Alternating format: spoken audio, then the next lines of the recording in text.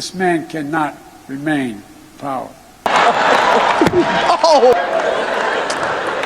Good morning, ladies and gentlemen. Welcome to my new video. My name's AJ. I hope you liked the clip I made earlier on in my intro.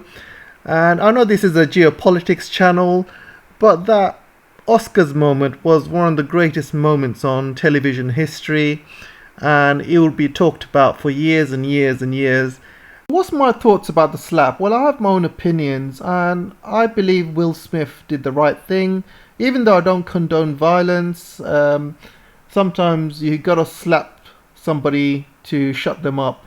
And this is exactly what Will Smith did. He leapt to the defense of his wife. And the reason he got angry is because Jada Pinkett Smith is suffering from hair loss. She's got a kind of alopecia, and she's having to shave her head, not because of fashion, but because of this disease. And for someone to be making fun out of her hair, I think it's out of order. This is the same as somebody making fun out of someone coming out of chemotherapy. So when you're having chemotherapy and you lose all of your hair, it's like somebody pointing at you saying, "Ha ha ha, baldy, baldy, you got no hair." You know, this is very, very similar to that. And I can imagine the pain that his wife went through, then the embarrassment of that joke. And this is why Will Smith got up and slapped him. And this is one man protecting his wife and protecting her dignity. And I believe it needed to be done. It shut Chris Rock up, and Chris Rock isn't even funny. Anyway, those are my thoughts. So back to the show. As I've said, I did the edit all by myself just to entertain you guys. So I hope you enjoy it. And those who have been following my channel, you would know that my channel adds a bit of humor, sarcasm, entertainment to the world of politics. But I try and add my own personality to the channel, my own individuality. So I hope you guys appreciate, and this is why you guys are following me. So any new listeners out there, make sure you're subscribed. You will get a lot more fun content from me. All my existing friends who have already subscribed, thank you very much, and I really appreciate you guys hitting the like button, helping with the algorithm. And don't forget to comment as well. I love reading your comments. I try and read each and every one of you, and I'm learning a lot from you guys as well, so make sure you keep it coming. I'm on 47 Patreons at the moment, so if you would like to support the channel and you love what I do, then don't forget to join my Patreon, and also you can buy me a coffee if you really like the video. So let's start with the main topic of the day, Biden's speech. So Biden's speech in Poland was a catastrophic failure, and it made a lot of people in the West, especially the Europeans, open their eyes, because he actively wants regime change in Russia. And I know White House has basically come back and said, no, Biden didn't mean that. But when the president says, I don't want Putin to remain in power anymore, I want him off, that is regime change. And it doesn't matter what the White House say, that speech was rehearsed. And it was obviously rehearsed. His script writing team have also obviously written it for him, the same script writers that write for Zelensky. And that he thought at the end of the speech, when he asked for regime change in Russia, he thought he was going to get a tremendous reception. People are going to stand up and clap and scream his name. The Europeans would be like frothing at their mouths, thinking, yeah, look at this leader. Well, he's such a great leader. We're so happy following him. But it just shows how stupid not only Biden is and his administration, but the rest of Europe. His comments in Poland, some of the comments he made in Poland were beyond stupid. For example, he was comparing the US border issues with border issues that Poland has with all of these millions of Ukrainians running in, and he was comparing it to his border issues the American is having. It's got nothing to do with it. It doesn't even compare. I don't know what the hell he's on about. Then he also made a address to the airborne divisions that they might have to go to war, and it will be a long war. They need to prepare to go into Russia. And he also mentioned that if Russia uses any kind of chemical weapons, America would do the same. And again, with the White House has been going back on those words, and it's the same kind of words. And I remember before the war, Biden was saying, "Oh, if Russia go into Ukraine, if it's a little incursion, then then we will see what action to take. But if it's a big incursion, then US will act." And again, it's just empty words and empty rhetorics. Everybody knows this whole war was about Nord Stream 2 and America selling gas to the Europeans. And suddenly, Americans are showing off their true color, and the Europeans do not like it. Unfortunately for Biden, his war cry, or his rallying call, you would call it, he thought he would be a wartime president and he would get huge amounts of approval ratings, because in America's past, when you're a wartime president, normally your approval rating shoots up. But unfortunately, it hasn't even gone up 1%. It's still at 34% in terms of approval rating. This Biden admin have got it completely wrong. They have gone all out on this Ukrainian-Russian conflict, ignoring all of their problems at home, completely ignoring everything at home.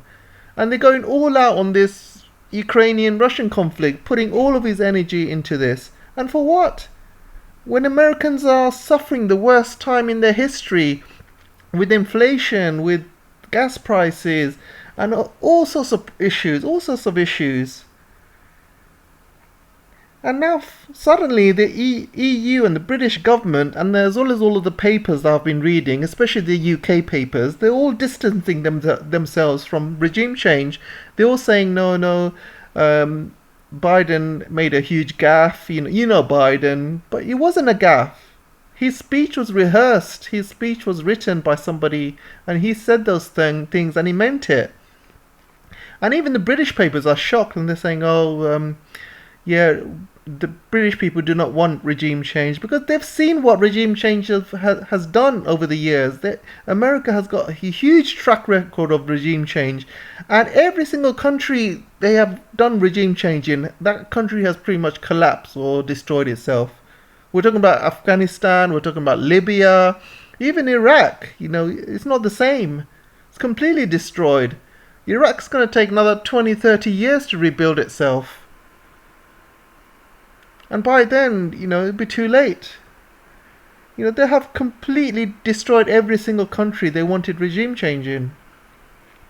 And the EU leaders must look really stupid now for following this old fool.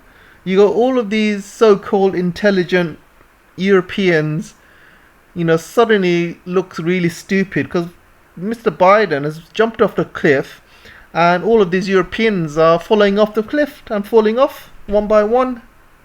They must be looking really stupid now, because Biden has basically admitted everything. And this couple of days that Biden has been in Europe, he's basically, number one priority was to secure gas LNG deal. He did that. And as long as American interests are preserved, as long as Americans make money from this. In Biden's press conference with Ursula standing behind him, and she's looking completely lost, and she's looking down on the floor thinking, what the hell have I done? And while Biden's happy signing that deal with EU, serving American interests, destroying the EU economy, and he's happy with a big smile. Yeah, Americans are the winners. We've got this amazing gas deal. We can sell gas 10 times more expensive to the Europeans.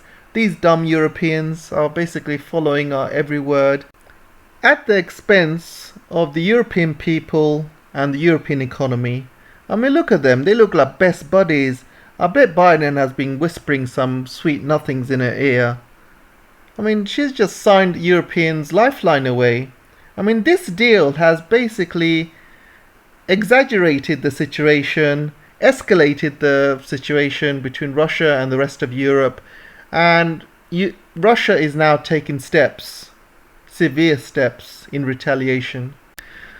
So these are some of the escalatory steps that Russians have taken after all of this. You see, Russia insists on ruble payments for gas after G7 outcry. So there was a G7 meeting as well, very low-key G7 meeting.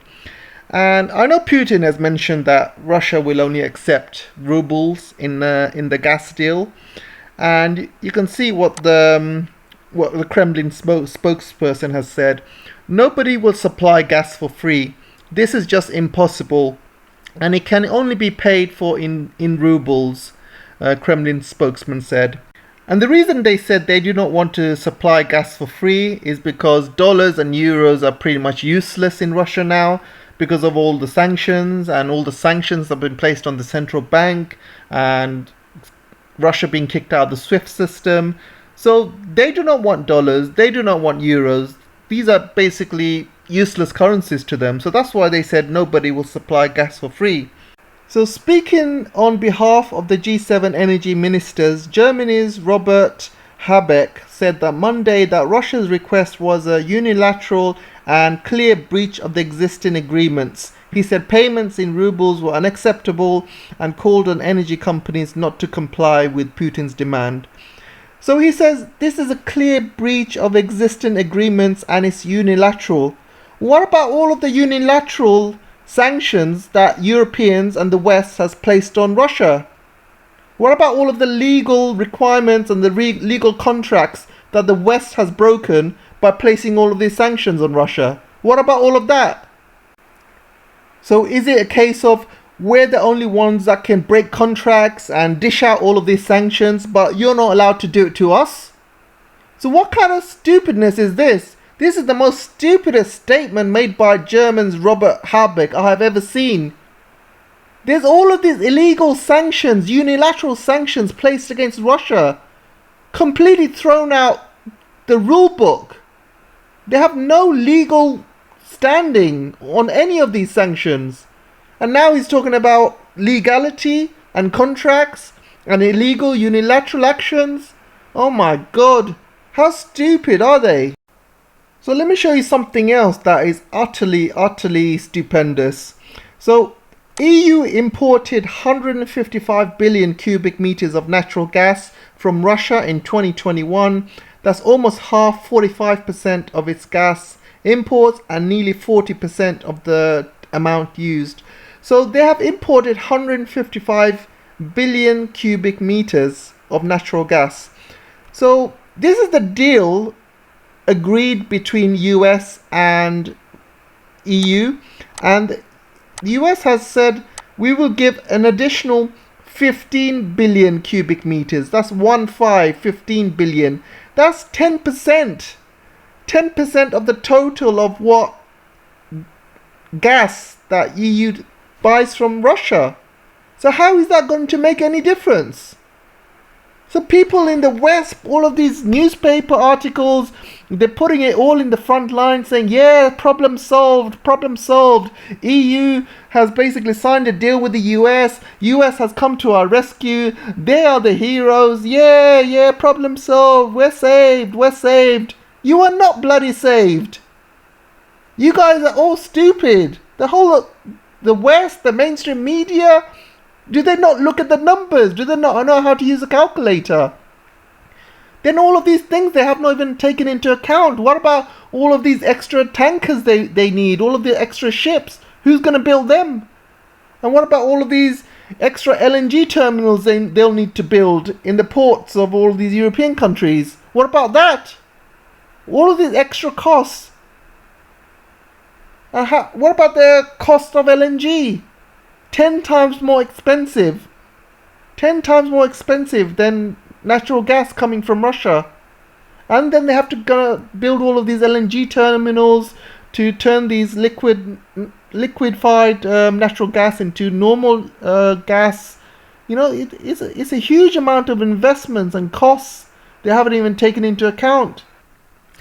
And look what the British papers are saying. Brexit Britain to replace Russia as energy exporter to the EU and become the world leader. Oh my God, these British papers and British politicians, they're living in another world. Definitely not Earth. Definitely not Earth. I mean, where they get this story from? Even America can't even produce that much gas to provide the EU. They're providing tenth of it. And they expect Britain to provide all of Europe's energy needs. Have you seen Britain's gas prices, electricity prices? They're higher than Europe. So I don't know what the hell these guys are on about. How stupid are they? I bet all of these European leaders are looking really stupid now. Especially Scholz and especially Boris. Scholz, in his first year in power, just took months to destroy the German economy. I have never ever seen a more stupid leader than Scholz. And I thought Boris was bad, but Scholz is even worse. In 2 months, he's destroyed Germany's economy, destroyed Germany's relationship with Russia. With all of her problems, Merkel, with all of her problems, she was still, a strong leader. She stood up to people like Trump, and she stood up to American pressure. And she had a good relationship with Russia, and she pushed this Nord Stream 2 gas pipeline. She wanted to get away from American dependence. With all of Merkel's faults, whether you like her or not, you still know that she would make very good decisions based on what's best for the German people and what's best for the German economy. You know she would do that. But you don't get the same sense with Scholz. Scholz will sell his own mother to Biden just to please Biden. And that's exactly what he's doing. He's sacrificing the German economy, sacrificing the German people, sacrificing their future just to please the Americans or just to please Biden. That's all he's doing. He's just a major puppet. And Germany, with its decisions, has completely burnt every single bridge that it's built with Russia over the years. All the bridges that Germans built with the Russians after the Second World War, everything's gone back to zero, destroyed. And for what?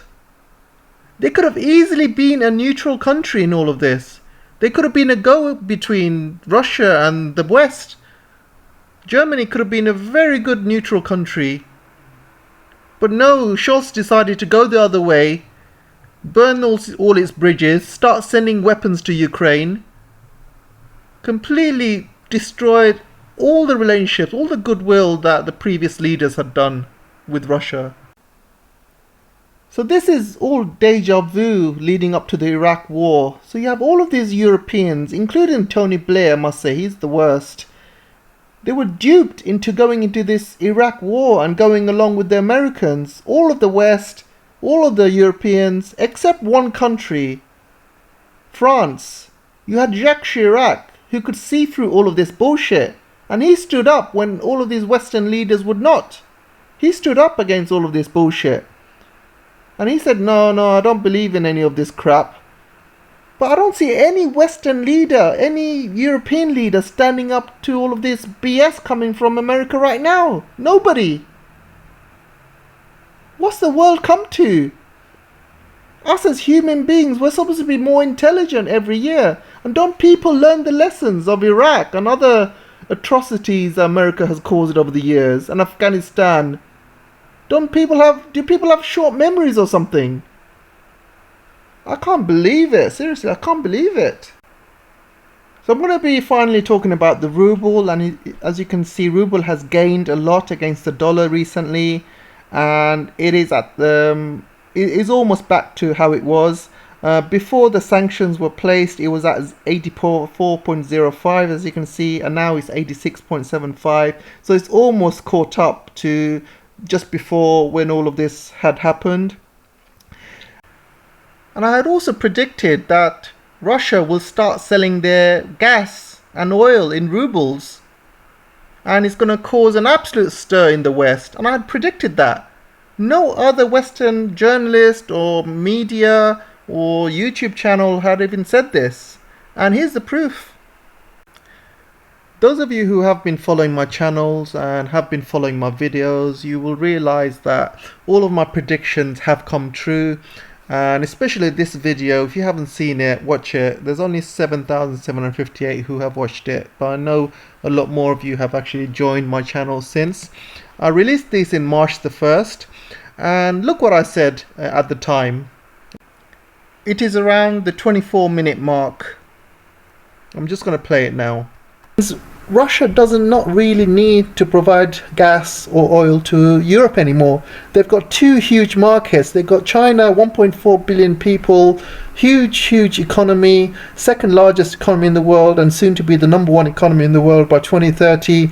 Then you got a rising power with India, 1.4 billion people again, who will need a lot of energy, who will need a lot of oil.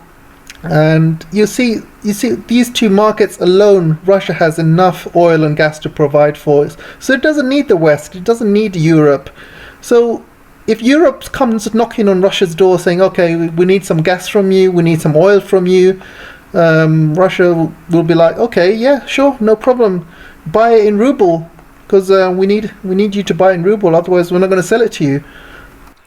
So you see, I've predicted this a month ago, before Putin even said he's going to sell Russia's gas in ruble. I predicted that the Russian ruble will have an initial shock and it will claw back most of its losses within weeks, and it has done that.